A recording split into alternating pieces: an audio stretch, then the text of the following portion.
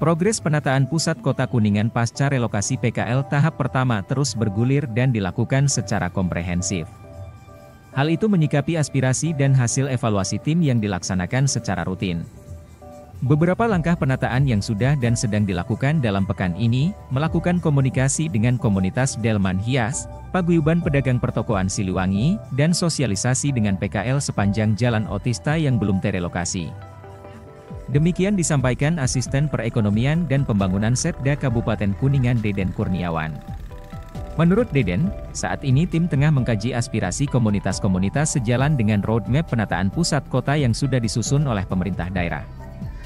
Proses lain yaitu, revitalisasi kios dan los pasar rakyat Langlang Buana untuk relokasi sisa PKL.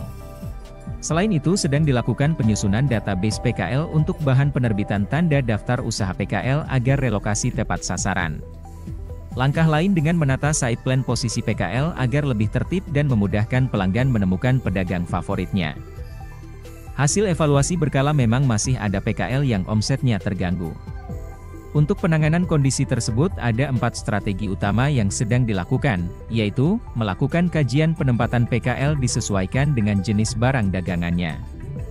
Jika tidak cocok di satu puspa, maka ditempatkan di puspa lain yang cocok untuk jenis jualan. Tetapi jika dari 3 puspa tidak memberikan dampak yang signifikan, diupayakan mendapat lapak di pasar daerah dalam hal ini Pasar Baru dan Pasar Kepo. Selain itu berdasarkan analisis, Deden mengatakan, penurunan kemampuan pedagang bukan hanya dari frekuensi penjualan yang tidak memadai, tetapi saat bahan baku persediaan yang sudah dibeli tidak laku dijual, sehingga kadaluarsa. Kondisi ini sering terjadi bagi pedagang kuliner dengan bahan baku daging, tepung terigu, minyak goreng, gula pasir dan sayuran. Dalam mengantisipasi permasalahan ini otoritas Puspa melakukan kemitraan dengan Toko Masagi atau Mitra Sinergi Jaga Inflasi yang merupakan program pengendalian inflasi pemerintah daerah untuk penyediaan bahan baku produksi kuliner para pedagang. Toko Masagi menyediakan bahan baku di mana para pedagang tidak perlu membeli bahan baku persediaan dengan volume yang banyak.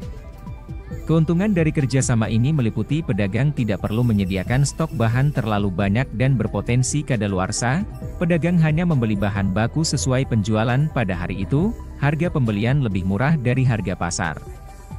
Di samping itu, pedagang tidak perlu memiliki tempat penyimpanan khusus karena jika membutuhkan tinggal mengambil bahan ke toko Masagi, meminimalisir bahan baku makanan yang memungkinkan kadaluarsa karena belanja yang melebihi kebutuhan harian, dan meringankan pedagang dari sisi modal belanja bahan baku.